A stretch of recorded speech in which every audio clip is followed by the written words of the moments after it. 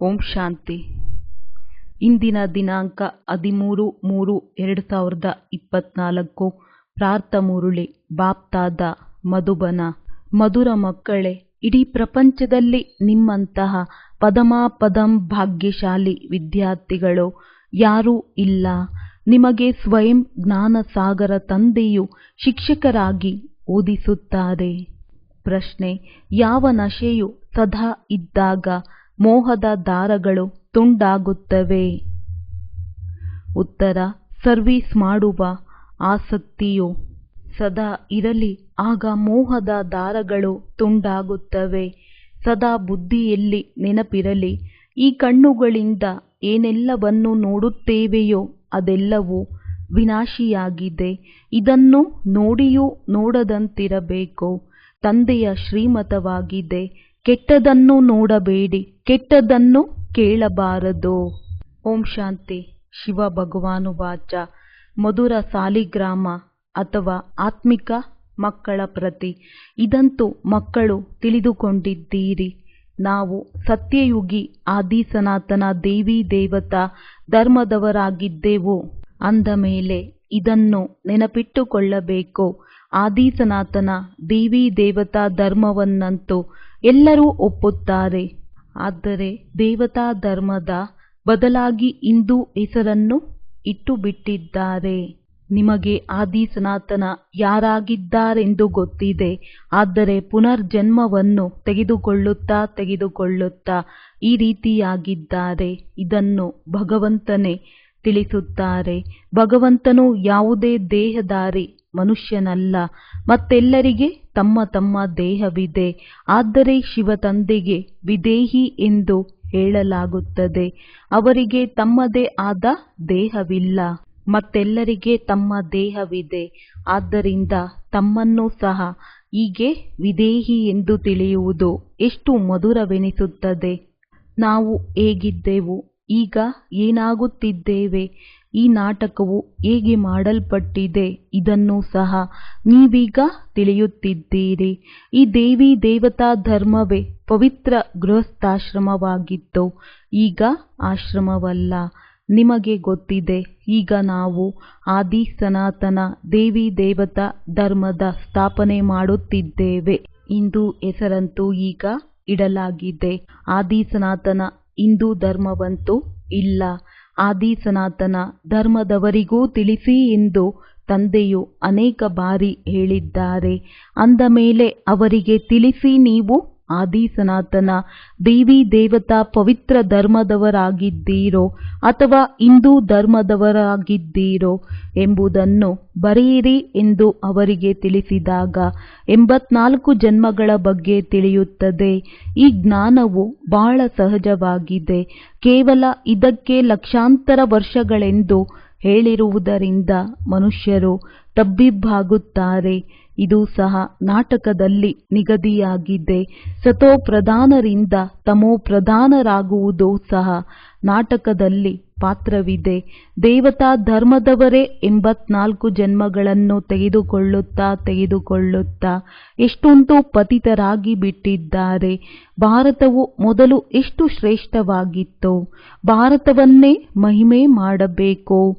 ಈಗ ಇದೇ ಮತ್ತೆ ತಮೋ ಪ್ರಧಾನದಿಂದ ಸತೋ ಪ್ರಧಾನ, ಹಳೆಯ ಪ್ರಪಂಚದಿಂದ ಹೊಸ ಪ್ರಪಂಚವು ಅವಶ್ಯವಾಗಿ ಆಗಬೇಕಾಗಿದೆ. ಮುಂದೆ ಹೋದಂತೆ ನಿಮ್ಮ ಮಾತನ್ನು ಅವಶ್ಯವಾಗಿ ತಿಳಿದುಕೊಳ್ಳುತ್ತಾರೆ. ಆದ್ದರಿಂದ ಅವರಿಗೆ ಹೇಳಿ, ಘೋರ ನಿದ್ರೆಯಿಂದ ಎದ್ದೇಳಿ, ತಂದೆ ಮತ್ತು ಆಸ್ತಿಯನ್ನು ನೆನಪು ಮಾಡಿ. ನೀವು ಮಕ್ಕಳಿಗೆ ಇಡೀ ದಿನ ಖುಷಿ ಇರಬೇಕು. ಇಡೀ ಪ್ರಪಂಚದಲ್ಲಿ, ಇಡೀ ಭಾರತದಲ್ಲಿ ನಿಮ್ಮಂತಹ ಪದಮಾಪದಂ ಭಾಗ್ಯಶಾಲಿ ವಿದ್ಯಾರ್ಥಿಗಳು ಯಾರೂ ಇಲ್ಲ. ನಾವೇ ಆಗಿದ್ದೆವು, ಮತ್ತೆ ನಾವೇ ಆಗುತ್ತೇವೆ ಎಂದು ನೀವು ಸಹ ತಿಳಿಯುತ್ತೀರಿ. ಯಾರಾಗಿದ್ದರೋ ಅವರೇ ಆಗುತ್ತಾರೆ. ಇದರಲ್ಲಿ ತಬ್ಬಿಬ್ಬಾಗಬೇಡಿ. ಪ್ರದರ್ಶನಿಯಲ್ಲಿ ಸ್ವಲ್ಪ ಕೇಳಿ ಹೋಗುತ್ತಾರೆಂದರೂ ಸಹ ಅವರು ಪ್ರಜೆಗಳಾಗುತ್ತಾ ಹೋಗುತ್ತಾರೆ. ಏಕೆಂದರೆ ಅವಿನಾಶಿ ಜ್ಞಾನಧನದ ವಿನಾಶವಾಗುವುದಿಲ್ಲ. ದಿನ ಪ್ರತಿದಿನ ನಿಮ್ಮ ಸಂಸ್ಥೆಯು ಮುಂದುವರಿಯುತ್ತಾ ಹೋಗುವುದು. ಆಗ ಅನೇಕರು ನಿಮ್ಮ ಬಳಿ ಬರುತ್ತಾರೆ. ನಿಧಾನವಾಗಿ ಧರ್ಮದ ಸ್ಥಾಪನೆಯಾಗುತ್ತದೆ. ಯಾವಾಗ ಯಾರೇ ಹಿರಿಯ ವ್ಯಕ್ತಿಗಳು ಹೊರಗಿನಿಂದ ಬರುತ್ತಾರೆಂದರೆ ಅವರ ಮುಖವನ್ನು ನೋಡಲು ಎಷ್ಟೊಂದು ಮನುಷ್ಯರು ಹೋಗುತ್ತಾರೆ. ಇಲ್ಲಂತೂ ಆ ಮಾತಿಲ್ಲ. ಏಕೆಂದರೆ ನಿಮಗೆ ಗೊತ್ತಿದೆ, ಈ ಪ್ರಪಂಚದಲ್ಲಿ ಏನೆಲ್ಲ ವಸ್ತುಗಳಿವೆಯೋ ಅವೆಲ್ಲ ವಿನಾಶಿಯಾಗಿದೆ. ಅವನ್ನು ನೋಡಬಹುದು, ಕೆಟ್ಟದನ್ನು ನೋಡಬೇಡಿ. ಈ ಕೊಳಕು ಭಸ್ಮವಾಗುವುದಿದೆ. ಮನುಷ್ಯರು ಮೊದಲಾದ ಯಾರೆಲ್ಲರನ್ನು ನೋಡುತ್ತೀರೋ ಅವರು ಕಲಿಯುಗಿಗಳಾಗಿದ್ದಾರೆಂದು ತಿಳಿಯುತ್ತೀರಿ. ಆದರೆ ನೀವು ಸಂಗಮಯುಗಿ ಬ್ರಾಹ್ಮಣರಾಗಿದ್ದೀರಿ. ಸಂಗಮ ಯುಗವನ್ನು ಯಾರೂ ತಿಳಿದುಕೊಂಡಿಲ್ಲ. ಕೇವಲ ಇಷ್ಟನ್ನು ನೆನಪಿಟ್ಟುಕೊಳ್ಳಿ, ಇದು ಸಂಗಮ ಯುಗವಾಗಿದೆ. ಈಗ ಹಿಂತಿರುಗಿ ಮನೆಗೆ ಹೋಗಬೇಕಾಗಿದೆ ಮತ್ತು ಅವಶ್ಯವಾಗಿ ಪವಿತ್ರರೂ ಆಗಬೇಕಾಗಿದೆ. ಈಗ ತಂದೆಯು ತಿಳಿಸುತ್ತಾರೆ, ಈ ಕಾಮ ವಿಕಾರವು ಆದಿ ಮಧ್ಯ ಅಂತ್ಯ ದುಃಖ ಕೊಡುವುದಾಗಿದೆ. ಅಂದಾಗ ಇದರ ಮೇಲೆ ವಿಜಯ ಗಳಿಸಿ ವಿಷಕ್ಕಾಗಿ ಎಷ್ಟೊಂದು ತೊಂದರೆ ಕೊಡುತ್ತಾರೆ. ಆದ್ದರಿಂದ ತಂದೆಯು ತಿಳಿಸುತ್ತಾರೆ, ಕಾಮ ಮಹಾ ಶತ್ರುವಾಗಿದೆ, ಅದನ್ನು ಜಯಿಸಬೇಕು. ಈಗ ಈ ಸಮಯದಲ್ಲಿ ಪ್ರಪಂಚದಲ್ಲಿ ಎಷ್ಟೊಂದು ಮನುಷ್ಯರಿದ್ದಾರೆ. ನೀವು ಒಬ್ಬೊಬ್ಬರಿಗೂ ಎಲ್ಲಿಯವರೆಗೆ ತಿಳಿಸುತ್ತೀರಿ? ಒಬ್ಬೊಬ್ಬರಿಗೆ ತಿಳಿಸುತ್ತೀರೆಂದರೆ ಇನ್ನೊಬ್ಬರು ಇದು ಜಾದೂ ಆಗಿದೆ ಎಂದು ಹೇಳುತ್ತಾರೆ ಮತ್ತು ವಿದ್ಯೆಯನ್ನು ಬಿಟ್ಟು ಬಿಡುತ್ತಾರೆ. ಆದ್ದರಿಂದ ತಂದೆಯು ತಿಳಿಸುತ್ತಾರೆ, ಆದಿ ಸನಾತನ ಧರ್ಮದವರಿಗೆ ತಿಳಿಸಿ, ಆದಿ ಸನಾತನವು ದೇವತಾ ಧರ್ಮವಾಗಿದೆ. ಲಕ್ಷ್ಮೀ ನಾರಾಯಣರು ಈ ಪದವಿಯನ್ನು ಹೇಗೆ ಪಡೆದರು, ಹೇಗೆ ಮನುಷ್ಯರಿಂದ ದೇವತೆಗಳಾದರು ಎಂದು ನೀವು ತಿಳಿಸುತ್ತೀರಿ. ಅಂದಾಗ ಅವಶ್ಯವಾಗಿ ಅಂತಿಮ ಜನ್ಮದಲ್ಲಿಯೇ ಪಡೆದಿರಬೇಕು. 84 ಜನ್ಮಗಳನ್ನು ಪೂರ್ಣ ಮಾಡಿದ ನಂತರ ಈ ರೀತಿಯಾದರು. ಯಾರಿಗೆ ಸರ್ವೀಸಿನ ಆಸಕ್ತಿ ಇದೆಯೋ ಅವರು ಇದರಲ್ಲಿ ತೊಡಗಿರುತ್ತಾರೆ. ಇದರಿಂದ ಎಲ್ಲ ಕಡೆಯ ಮೋಹವು ತುಂಡಾಗುತ್ತದೆ. ಈ ಕಣ್ಣುಗಳಿಂದ ಏನೆಲ್ಲ ನೋಡುತ್ತಿದ್ದೇವೆಯೋ ಅದನ್ನು ಮರೆಯಬೇಕು. ಹೇಗೆ ನೋಡಿದರೂ ನೋಡದ ಆಗಿರಬೇಕು. ಕೆಟ್ಟದನ್ನು ನೋಡಬೇಡಿ. ಮನುಷ್ಯರಂತೂ ಕೋತಿಗಳ ಚಿತ್ರವನ್ನು ಮಾಡುತ್ತಾರೆ, ಆದರೆ ಇದರ ಅರ್ಥವನ್ನು ತಿಳಿದುಕೊಂಡಿಲ್ಲ. ಮಕ್ಕಳು ಎಷ್ಟೊಂದು ಪರಿಶ್ರಮ ಪಡುತ್ತಾರೆ. ಯಾರು ಅನ್ಯರಿಗೆ ತಿಳಿಸಿ ಯೋಗ್ಯರನ್ನಾಗಿ ಮಾಡುತ್ತಾರೆಯೋ ಅವರಿಗೆ ತಂದೆಯು ಅವಕಾಶ ಕೊಡುತ್ತಾರೆ. ಯಾರು ಕೆಲಸ ಮಾಡಿ ತೋರಿಸುತ್ತಾರೆಯೋ ಅವರಿಗೆ ಬಹುಮಾನ ಸಿಗುತ್ತದೆ. ತಂದೆಯು ನಮಗೆ ಎಷ್ಟೊಂದು ಬಹುಮಾನಗಳನ್ನು ಕೊಡುತ್ತಾರೆ ಎಂದು ನಿಮಗೆ ಗೊತ್ತಿದೆ. ಮೊದಲನೆಯದು ಸೂರ್ಯವಂಶಿ ರಾಜಧಾನಿಯ ಬಹುಮಾನವಾಗಿದೆ. ಎರಡನೆಯದು ಚಂದ್ರವಂಶಿ ರಾಜಧಾನಿಯ ಬಹುಮಾನವಾಗಿದೆ. ನಂಬರ್ ವಾರಂತೂ ಇದ್ದೇ ಇದೆ. ಭಕ್ತಿ ಮಾರ್ಗದ ಶಾಸ್ತ್ರಗಳನ್ನು ಕುಳಿತು ರಚಿಸುತ್ತಾರೆ. ಈಗ ತಂದೆಯು ತಿಳಿಸುತ್ತಾರೆ, ಮಕ್ಕಳೇ, ಈ ಶಾಸ್ತ್ರಗಳನ್ನು ಓದುವುದರಿಂದ ಯಜ್ಞ ತಪಗಳನ್ನು ಮಾಡುವುದರಿಂದ ಯಾರೂ ನನ್ನೊಂದಿಗೆ ಮಿಲನ ಮಾಡುವುದಿಲ್ಲ. ದಿನ ಪ್ರತಿದಿನ ಎಷ್ಟೊಂದು ಪಾಪಾತ್ಮರಾಗುತ್ತಾ ಹೋಗುತ್ತಾರೆ. ಯಾರೂ ಪುಣ್ಯಾತ್ಮರಾಗುವುದಿಲ್ಲ. ತಂದೆಯೇ ಬಂದು ಪುಣ್ಯಾತ್ಮರನ್ನಾಗಿ ಮಾಡುತ್ತಾರೆ. ಒಂದಾಗಿದೆ ಮಿತವಾದ ದಾನ ಪುಣ್ಯ, ಇನ್ನೊಂದು ಅಪರಿಮಿತವಾದುದಾಗಿದೆ. ಭಕ್ತಿ ಮಾರ್ಗದಲ್ಲಿ ಪರೋಕ್ಷವಾಗಿ ಈಶ್ವರಾರ್ಥವಾಗಿ ದಾನ ಪುಣ್ಯ ಮಾಡುತ್ತಾರೆ. ಆದರೆ ಈಶ್ವರನೆಂದು ಯಾರಿಗೆ ಹೇಳಲಾಗುತ್ತದೆ ಎಂದು ಗೊತ್ತಿಲ್ಲ. ಈಗ ನಿಮಗೆ ಗೊತ್ತಿದೆ. ಆದ್ದರಿಂದಲೇ ಶಿವತಂದೆಯು ನಮ್ಮನ್ನು ಹೇಗಿದ್ದವರನ್ನು ಹೇಗೆ ಮಾಡುತ್ತಾರೆ ಎಂದು ಹೇಳುತ್ತೀರಿ. ಭಗವಂತ ಒಬ್ಬರೇ ಆಗಿದ್ದಾರೆ. ಆದರೆ ಅವರನ್ನೇ ಸರ್ವವ್ಯಾಪಿ ಎಂದು ಹೇಳಿಬಿಟ್ಟಿದ್ದಾರೆ.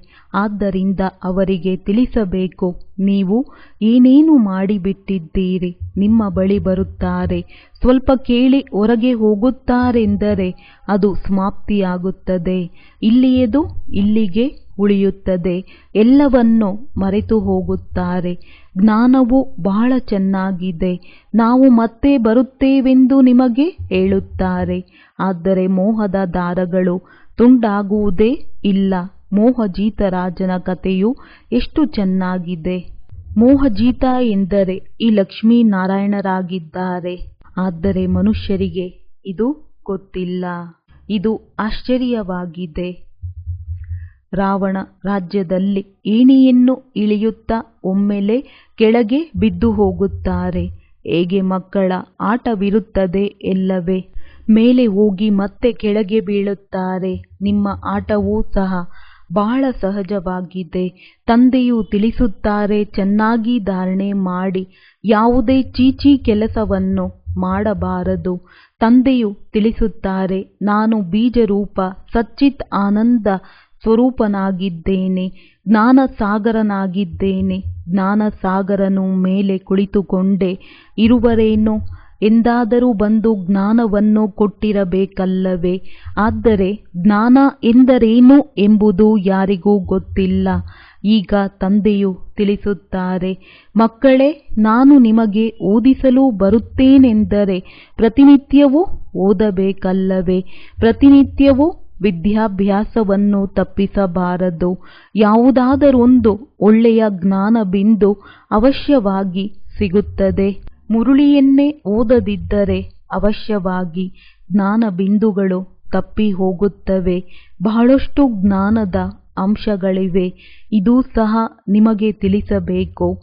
ನೀವು ಭಾರತವಾಸಿಗಳು ಆದಿ ಸನಾತನ ದೇವಿ ದೇವತಾ ಧರ್ಮದವರಾಗಿದ್ದೀರಿ. ಈಗ ಎಷ್ಟೊಂದು ಧರ್ಮಗಳಾಗಿವೆ. ಮತ್ತೆ ಇತಿಹಾಸವು ಪುನರಾವರ್ತನೆಯಾಗುತ್ತದೆ. ಇದು ಏರುವ ಮತ್ತು ಇಳಿಯುವ ಏಣಿಯಾಗಿದೆ. ಹೇಗೆ ಜಿನ್ ರಾಕ್ಷಸನಿಗೆ ಏಣಿಯನ್ನು ಹತ್ತು ಮತ್ತು ಇಳಿ ಎಂದು ಆಜ್ಞೆಯನ್ನು ಮಾಡಿದ್ದರೋ ಹಾಗೆಯೇ ನೀವೆಲ್ಲರೂ ಜಿನ್ ಆಗಿದ್ದೀರಲ್ಲವೇ. ಅಂದರೆ 84ರ ಏಣಿಯನ್ನು ಹತ್ತುತ್ತೀರಿ ಮತ್ತು ಇಳಿಯುತ್ತೀರಿ. ಎಷ್ಟೊಂದು ಮನುಷ್ಯರಿದ್ದಾರೆ.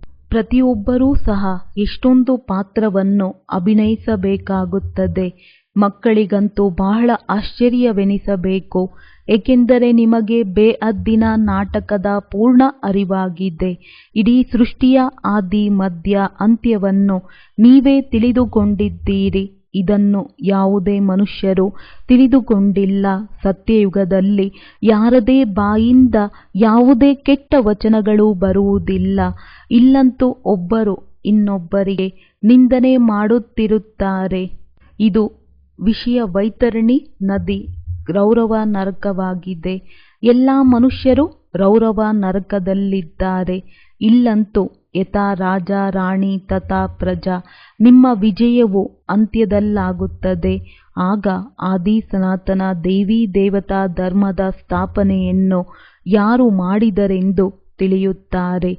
ಇದೇ ಮೊದಲ ನಂಬರಿನ ಮುಖ್ಯ ಮಾತಾಗಿದೆ. ಇದು ಯಾರಿಗೂ ಗೊತ್ತಿಲ್ಲ. ತಂದೆಯು ತಿಳಿಸುತ್ತಾರೆ, ನಾನಂತೂ ಬಡವರ ಬಂಧುವಾಗಿದ್ದೇನೆ. ಇದಂತೂ ಅಂತ್ಯದಲ್ಲಿ ಯಾವಾಗ ಟೂ ಲೇಟ್ ಆಗಿಬಿಡುತ್ತದೆಯೋ ಆಗ ತಿಳಿಯುತ್ತಾರೆ. ಈಗ ನಿಮಗೆ 3ನೆಯ ನೇತ್ರ ಸಿಕ್ಕಿದೆ. ಮಧುರ ಮನೆ ಮತ್ತು ಮಧುರ ರಾಜಧಾನಿಯು ಬುದ್ಧಿಯಲ್ಲಿ ನೆನಪಿದೆ. ಈಗ ಶಾಂತಿಧಾಮ ಸುಖಧಾಮಕ್ಕೆ ಹೋಗಬೇಕಾಗಿದೆ. ನೀವು ಯಾವ ಪಾತ್ರವನ್ನು ಅಭಿನಯಿಸಿದ್ದೀರಿ ಈಗ ಬುದ್ಧಿಯಲ್ಲಂತೂ ಬರುತ್ತದೆ ಎಲ್ಲವೇ. ನೀವು ಬ್ರಾಹ್ಮಣರ ವಿನಃ ಎಲ್ಲರೂ ಸತ್ತು ಹೋಗಿದ್ದಾರೆ. ಬ್ರಾಹ್ಮಣರೇ ಎದ್ದು ನಿಲ್ಲುತ್ತೀರಿ. ಬ್ರಾಹ್ಮಣರೇ ದೇವತೆಗಳಾಗುತ್ತೀರಿ. ಇದೊಂದೇ ಧರ್ಮವು ಸ್ಥಾಪನೆಯಾಗುತ್ತಿದೆ. ಮತ್ತೆಲ್ಲ ಧರ್ಮಗಳು ಹೇಗೆ ಸ್ಥಾಪನೆಯಾಗುತ್ತದೆ ಎಂಬುದು ಸಹ ನಿಮ್ಮ ಬುದ್ಧಿಯಲ್ಲಿದೆ. ತಿಳಿಸುವವರು ಒಬ್ಬರೇ ತಂದೆಯಾಗಿದ್ದಾರೆ. ಅಂದ ಮೇಲೆ ಇಂತಹ ತಂದೆಯನ್ನು ಗಳಿಗೆ ಗಳಿಗೆಯೂ ನೆನಪು ಮಾಡಬೇಕು. ಉದ್ಯೋಗ ವ್ಯವಹಾರಗಳನ್ನು ಬಲೆ ಮಾಡಿ ಕೇವಲ ಪವಿತ್ರರಾಗಿ. ಆದಿ ಸನಾತನ ದೇವಿ ದೇವತಾ ಧರ್ಮವು ಪವಿತ್ರವಾಗಿತ್ತು, ಈಗ ಮತ್ತೆ ಪವಿತ್ರವಾಗಬೇಕಾಗಿದೆ. ನಡೆಯುತ್ತಾ ತಿರುಗಾಡುತ್ತಾ ತಂದೆಯಾದ ನನ್ನನ್ನು ನೆನಪು ಮಾಡುತ್ತೀರೆಂದರೆ ನೀವು ಸತೋಪ್ರಧಾನರಾಗಿ ಬಿಡುತ್ತೀರಿ. ಯಾವಾಗ ಸತೋಪ್ರಧಾನರಾಗುತ್ತೀರೋ ಆಗ ಶಕ್ತಿ ಬರುತ್ತದೆ. ನೆನಪಿನ ಯಾತ್ರೆಯ ವಿನಃ ನೀವು ಎಂದೂ ಸಹ ಶ್ರೇಷ್ಠಾತಿ ಶ್ರೇಷ್ಠ ಪದವಿಯನ್ನು ಪಡೆಯಲು ಸಾಧ್ಯವಿಲ್ಲ. ಯಾವಾಗ ಸತೋಪ್ರಧಾನತೆಯನ್ನು ತಲುಪುತ್ತೀರೋ ಆಗಲೇ ಪಾಪಗಳು ಪರಿಹಾರವಾಗುತ್ತವೆ. ಇದು ಯೋಗ ಅಗ್ನಿಯಾಗಿದೆ. ಈ ಶಬ್ದವು ಗೀತೆಯದ್ದಾಗಿದೆ. ಯೋಗ ಯೋಗ ಎಂದು ಹೇಳಿ ತಲೆಕೆಡಿಸಿಕೊಳ್ಳುತ್ತಾರೆ. ವಿದೇಶದಿಂದಲೂ ಸಹ ಯೋಗವನ್ನು ಕಲಿಸುವುದಕ್ಕಾಗಿ ಅವರನ್ನು ಸಿಕ್ಕಿ ಹಾಕಿಸಿ ಕರೆತರುತ್ತಾರೆ. ಯಾವಾಗ ನಿಮ್ಮ ಈ ಮಾತನ್ನು ಅರಿತುಕೊಳ್ಳುವರೋ ಪರಮಾತ್ಮ ತಂದೆಯು ಒಬ್ಬರೇ ಆಗಿದ್ದಾರೆ. ಅವರೇ ಬಂದು ಎಲ್ಲರನ್ನೂ ಶ್ರೇಷ್ಠರನ್ನಾಗಿ ಮಾಡುತ್ತಾರೆ ಎಂದು ತಿಳಿದಾಗ ಒಂದು ದಿನ ಪತ್ರಿಕೆಯವರೂ ಸಹ ಈ ಮಾತುಗಳನ್ನು ಹಾಕುತ್ತಾರೆ. ಇದಂತೂ ಖಚಿತವಾಗಿದೆ. ರಾಜಯೋಗವನ್ನು ಒಬ್ಬ ಪರಂಪಿತ ಪರಮಾತ್ಮನ ವಿನಃ ಮತ್ಯಾರೂ ಕಲಿಸಲು ಸಾಧ್ಯವಿಲ್ಲ. ಈ ಮಾತುಗಳನ್ನು ದೊಡ್ಡ ದೊಡ್ಡ ಅಕ್ಷರಗಳಲ್ಲಿ ಹಾಕಬೇಕು. ಒಳ್ಳೆಯದು. ಧಾರಣೆಗಾಗಿ ಮುಖ್ಯ ಸಾರ. ಸೂರ್ಯವಂಶಿ ರಾಜಧಾನಿಯ ಬಹುಮಾನವನ್ನು ಪಡೆಯಲು ಬಾಪ್ ದಾದಾರವರ ಅವಕಾಶಗಳನ್ನು ಉಪಯೋಗಿಸಿಕೊಳ್ಳಬೇಕು. ಸರ್ವಿಸ್ ಮಾಡಿ ತೋರಿಸಬೇಕು. ಮೋಹದ ದಾರಗಳನ್ನು ಕತ್ತರಿಸಬೇಕು. ಜ್ಞಾನಸಾಗರ ವಿದೇಹಿ ತಂದೆಯು ಸ್ವಯಂ ಓದಿಸಲು ಬರುತ್ತಾರೆ. ಆದ್ದರಿಂದ ಪ್ರತಿನಿತ್ಯ ಓದಬೇಕಾಗಿದೆ. ಒಂದು ದಿನವೂ ವಿದ್ಯೆಯನ್ನು ತಪ್ಪಿಸಬಾರದು. ತಂದೆಯ ಸಮಾನ ವಿಧೇಹಿಯಾಗುವ ಪುರುಷಾರ್ಥ ಮಾಡಬೇಕು. ವರದಾನ: ತಮ್ಮ ಪ್ರಾಕ್ಟಿಕಲ್ ಜೀವನದ ನಿದರ್ಶನ ಮುಖಾಂತರ ಶಾಂತಿಯ ಶಕ್ತಿಯ ವಿಚಾರ ಹರಡುವಂತಹ ವಿಶೇಷ ಸೇವಾದಾರಿ ಭವ. ಪ್ರತಿಯೊಬ್ಬರಿಗೂ ಶಾಂತಿಯ ಶಕ್ತಿಯ ಅನುಭವ ಮಾಡಿಸುವುದು ಇದು ವಿಶೇಷ ಸೇವೆಯಾಗಿದೆ. ಹೇಗೆ ವಿಜ್ಞಾನದ ಶಕ್ತಿ ಹೆಸರುವಾಸಿಯಾಗಿದೆ ಹಾಗೆ ಶಾಂತಿಯ ಶಕ್ತಿ ಹೆಸರುವಾಸಿಯಾಗುವುದು.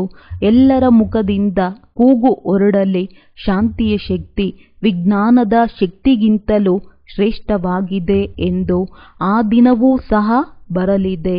ಶಾಂತಿಯ ಶಕ್ತಿಯ ಪ್ರತ್ಯಕ್ಷತೆ ಅರ್ಥಾತ್ ತಂದೆಯ ಪ್ರತ್ಯಕ್ಷತೆ ಶಾಂತಿಯ ಶಕ್ತಿಯ ಪ್ರಾಕ್ಟಿಕಲ್ ನಿದರ್ಶನವಾಗಿದೆ.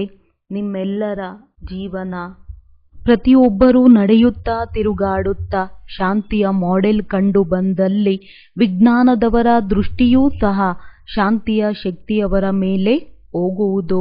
ಇಂತಹ ಸೇವೆ ಮಾಡಿ ಆಗ ಹೇಳಲಾಗುವುದು ವಿಶೇಷ ಸೇವಾದಾರಿ. ಸ್ಲೋಗನ್: ಸೇವೆ ಮತ್ತು ಸ್ಥಿತಿಯ ಬ್ಯಾಲೆನ್ಸ್ ಇಟ್ಟಾಗ ಸರ್ವರಿಂದ ಬ್ಲೆಸ್ಸಿಂಗ್ ಸಿಗುತ್ತಿರುವುದು. ಮಾತೇಶ್ವರಿ ಜಿ ಅವರ ಅಮೂಲ್ಯ ಮಹಾವಾಕ್ಯ. ನಯನ ಹೀನ ಅರ್ಥಾತ್ ಜ್ಞಾನ ನೇತ್ರಹೀನರಿಗೆ ಮಾರ್ಗ ತೋರಿಸುವಂತಹ ಪರಮಾತ್ಮ. ನಯನ ಹೀನರಿಗೆ ಮಾರ್ಗ ತೋರಿಸು ಪ್ರಭು. ಈಗ ಏನು ಮನುಷ್ಯರು ಗೀತೆಯನ್ನು ಹಾಡುತ್ತಾರೆ, ನಯನ ಹೀನರಿಗೆ ಮಾರ್ಗ ತೋರಿಸು ಅಂದಾಗ ಮಾರ್ಗ ತೋರಿಸುವಂತವರು ಒಬ್ಬರೇ ಪರಮಾತ್ಮ ಆದರು. ಆದ್ದರಿಂದಲೇ ಪರಮಾತ್ಮನನ್ನು ಕರೆಯುತ್ತಾರೆ ಮತ್ತು ಯಾವ ಸಮಯದಲ್ಲಿ ಹೇಳುತ್ತಾರೆ ಪ್ರಭು ಮಾರ್ಗ ತೋರಿಸು ಎಂದು. ಅಂದರೆ ಖಂಡಿತವಾಗಿ ಮನುಷ್ಯರಿಗೆ ಮಾರ್ಗ ತೋರಿಸಲು ಸ್ವಯಂ ಪರಮಾತ್ಮನಿಗೆ ನಿರಾಕಾರ ರೂಪದಿಂದ ಸಾಕಾರ ರೂಪದಲ್ಲಿ ಅವಶ್ಯವಾಗಿ ಬರಬೇಕಾಗುತ್ತದೆ. ಆದ್ದರಿಂದಲೇ ಸ್ಥೂಲವಾಗಿ ಮಾರ್ಗ ತೋರಿಸುತ್ತಾರೆ. ಬಾರದೆ ಮಾರ್ಗ ತಿಳಿಸಲು ಸಾಧ್ಯವಿಲ್ಲ. ಈಗ ಏನು ಮನುಷ್ಯರು ತಬ್ಬಿಬ್ಬಾಗಿದ್ದಾರೆ, ಹೀಗೆ ತಬ್ಬಿಬ್ಬಾಗಿರುವವರಿಗೆ ಮಾರ್ಗ ಬೇಕು. ಆದ್ದರಿಂದ ಪರಮಾತ್ಮನಿಗೆ ಹೇಳುತ್ತಾರೆ, ನಯನ ಹೀನರಿಗೆ ಮಾರ್ಗ ತೋರಿಸು ಪ್ರಭು. ನಂತರ ಇವರಿಗೆ ನಾವಿಕ ಎಂದು ಕರೆಯಲಾಗುವುದು. ಯಾರು ಆಚೆಯ ದಡಕ್ಕೆ ಅಥವಾ ಈ 5 ತತ್ವಗಳಿಂದ ಆಗಿರುವಂತಹ ಸೃಷ್ಟಿಯಾಗಿದೆ ಇದನ್ನು ಪಾರು ಮಾಡಿ ಆ ದಡ ಅರ್ಥಾತ್ 5 ತತ್ವಗಳಿಂದ ಪಾರು ಮಾಡಿ ಏನು 6ನೇ ತತ್ವ ಅಖಂಡ ಜ್ಯೋತಿ ಮಹಾ ತತ್ವವಾಗಿದೆ ಅದರಲ್ಲಿ ಕರೆದುಕೊಂಡು ಹೋಗುತ್ತಾರೆ. ಆದ್ದರಿಂದ ಪರಮಾತ್ಮ ಸಹ ಯಾವಾಗ ಈ ದಡದಿಂದ ಆ ದಡಕ್ಕೆ ಬರಬೇಕು ಆಗಲೇ ಕರೆದುಕೊಂಡು ಹೋಗುತ್ತಾರೆ. ಆದ್ದರಿಂದ ಪರಮಾತ್ಮನಿಗೆ ನಾವಿಕ ಎಂದೂ ಸಹ ಕರೆಯುತ್ತಾರೆ. ಅವರೇ ನಾವೇ ಆತ್ಮರೂಪಿ ನಾವೇ ಆ ದಡಕ್ಕೆ ಕರೆದುಕೊಂಡು ಹೋಗುತ್ತಾರೆ. ಈಗ ಯಾರು ಪರಮಾತ್ಮನ ಜೊತೆ ಸಂಬಂಧದಲ್ಲಿರುತ್ತಾರೆ ಅವರನ್ನು ಜೊತೆಯಲ್ಲಿ ಕರೆದೊಯ್ಯುತ್ತಾರೆ. ಬಾಕಿ ಯಾರೆಲ್ಲ ಉಳಿಯುತ್ತಾರೆ ಅವರು ಧರ್ಮರಾಜನ ಶಿಕ್ಷೆಗಳನ್ನು ತಿನ್ನುತ್ತಾ ನಂತರ ಮುಕ್ತರಾಗುತ್ತಾರೆ. ಮುಳ್ಳು ಅರ್ಥಾತ್ ದುಃಖದ ಪ್ರಪಂಚದಿಂದ ಹೂವಿನ ನೆರಳು ಅರ್ಥಾತ್ ಸುಖದ ಪ್ರಪಂಚಕ್ಕೆ ಕರೆದೊಯ್ಯುವವರು ಪರಮಾತ್ಮ ಆಗಿದ್ದಾರೆ. ಮುಳ್ಳುಗಳ ಪ್ರಪಂಚದಿಂದ ಹೂವಿನ ನೆರಳಿಗೆ ಕರೆದುಕೊಂಡು ಹೋಗಿ ಈಗ ಈ ಕರೆಯನ್ನು ಪರಮಾತ್ಮನಿಗಾಗಿಯೇ ಮಾಡುತ್ತಿದ್ದಾರೆ. ಯಾವಾಗ ಮನುಷ್ಯರು ಅತಿಯಾದ ದುಃಖಿಗಳಾಗುತ್ತಾರೆ ಆಗ ಪರಮಾತ್ಮನನ್ನು ನೆನಪು ಮಾಡುತ್ತಾರೆ. ಪರಮಾತ್ಮ ಈ ಮುಳ್ಳುಗಳ ಪ್ರಪಂಚದಿಂದ ಕರೆದುಕೊಂಡು ಹೋಗಿ ಹೂವಿನ ನೆರಳಿಗೆ ಇದರಿಂದ ಸಿದ್ಧವಾಗುವುದು ಖಂಡಿತವಾಗಿ ಅದು ಒಂದು ಪ್ರಪಂಚವಾಗಿದೆ. ಈಗ ಇದನ್ನಂತೂ ಎಲ್ಲ ಮನುಷ್ಯರು ತಿಳಿದಿದ್ದಾರೆ. ಈಗ ಏನು ಪ್ರಪಂಚವಿದೆ ಅದು ದುಃಖದಿಂದ ತುಂಬಿದೆ. ಯಾವ ಕಾರಣ ಮನುಷ್ಯ ದುಃಖ ಮತ್ತು ಅಶಾಂತಿಯನ್ನು ಪ್ರಾಪ್ತಿ ಮಾಡಿಕೊಳ್ಳುತ್ತಿದ್ದಾನೆ ಮತ್ತು ನೆನಪು ಹೂವಿನ ಪ್ರಪಂಚವನ್ನು ಮಾಡುತ್ತಾರೆ ಅಂದರೆ ಖಂಡಿತವಾಗಿ ಅದು ಒಂದು ಪ್ರಪಂಚವಿರಬಹುದು. ಯಾವ ಪ್ರಪಂಚದ ಸಂಸ್ಕಾರ ಆತ್ಮದಲ್ಲಿ ತುಂಬಿದೆ ಈಗ ಅದನ್ನಂತೂ ನಾವು ತಿಳಿದಿದ್ದೇವೆ. ದುಃಖ ಅಶಾಂತಿ ಎಲ್ಲವೂ ಕರ್ಮ ಬಂಧನದ ಲೆಕ್ಕಾಚಾರವಾಗಿದೆ. ರಾಜನಿಂದ ಹಿಡಿದು ರಂಕನವರೆಗೆ ಪ್ರತಿಯೊಬ್ಬ ಮನುಷ್ಯ ಮಾತ್ರರು ಈ ಲೆಕ್ಕಾಚಾರದಲ್ಲಿ ಪೂರ್ತಿ ಸಿಕ್ಕಿ ಹಾಕಿಕೊಂಡಿದ್ದಾರೆ. ಆದ್ದರಿಂದ ಪರಮಾತ್ಮ ಸ್ವಯಂ ಹೇಳುತ್ತಾರೆ ಈಗಿನ ಸಂಸಾರ ಕಲಿಯುಗವಾಗಿದೆ. ಆದ್ದರಿಂದ ಆ ಎಲ್ಲ ಕರ್ಮ ಬಂಧನ ರಹಿತ ಜೀವನ್ಮುಕ್ತ ದೇವಿ ದೇವತೆಗಳ ರಾಜ್ಯ ಯಾವುದು ಈಗ ಇಲ್ಲ. ಈಗ ನಾವು ಏನು ಜೀವನ್ಮುಕ್ತ ಎಂದು ಹೇಳುವೆವು ಅದರ ಅರ್ಥ ಇದಲ್ಲ ನಾವು ಯಾವುದೇ ದೇಹದಿಂದ ಮುಕ್ತರಾಗಿದ್ದೆವು ಎಂದು. ಅವರಿಗೆ ಯಾವುದೇ ದೇಹಭಾನ ಇರಲಿಲ್ಲ. ಆದರೆ ಅವರು ಈ ದೇಹದಲ್ಲಿದ್ದರೂ ಸಹ ದುಃಖವನ್ನು ಪ್ರಾಪ್ತಿ ಮಾಡಿಕೊಳ್ಳುತ್ತಿರಲಿಲ್ಲ. ಅವರಲ್ಲಿ ಯಾವುದೇ ಕರ್ಮ ಬಂಧನದ ವಿಚಾರ ಇರುವುದಿಲ್ಲ. ಅವರು ಜೀವನ ಪಡೆಯುತ್ತಾ ಜೀವನ ಬಿಡುತ್ತಾ ಆದಿ ಮಧ್ಯೆ ಅಂತ್ಯ ಸುಖವನ್ನು ಪ್ರಾಪ್ತಿ ಮಾಡಿಕೊಳ್ಳುತ್ತಿದ್ದರು. ಅಂದರೆ ಜೀವನ್ಮುಕ್ತಿಯ ಅರ್ಥವೇ ಆಗಿದೆ ಜೀವನದಲ್ಲಿದ್ದರು ಕರ್ಮಾತೀತ. ಈಗ ಈ ಎಲ್ಲ ಪ್ರಪಂಚ 5 ವಿಕಾರಗಳಲ್ಲಿ ಪೂರ್ತಿ ಅಂಟಿಕೊಂಡು ಬಿಟ್ಟಿದೆ. ತಿಳಿಯಿರಿ 5 ವಿಕಾರಗಳ ಪೂರ್ತಿ ವಾಸವಿದೆ. ಆದರೆ ಮನುಷ್ಯರಲ್ಲಿ ಇಷ್ಟು ಶಕ್ತಿ ಇಲ್ಲ. ಯಾವುದು ಈ 5 ಭೂತಗಳನ್ನು ಗೆಲ್ಲಲು ಸಾಧ್ಯವಾಗಬೇಕು ಆಗಲೇ ಪರಮಾತ್ಮ ಖುದ್ದು ಬಂದು 5 ಭೂತಗಳಿಂದ ಬಿಡಿಸುತ್ತಾರೆ ಮತ್ತು ಭವಿಷ್ಯ ಪ್ರಾರಬ್ಧ ದೇವಿ ದೇವತಾ ಪದವಿಯನ್ನು ಪ್ರಾಪ್ತಿ ಮಾಡಿಸುತ್ತಾರೆ. ಒಳ್ಳೆಯದು. ಓಂ ಶಾಂತಿ.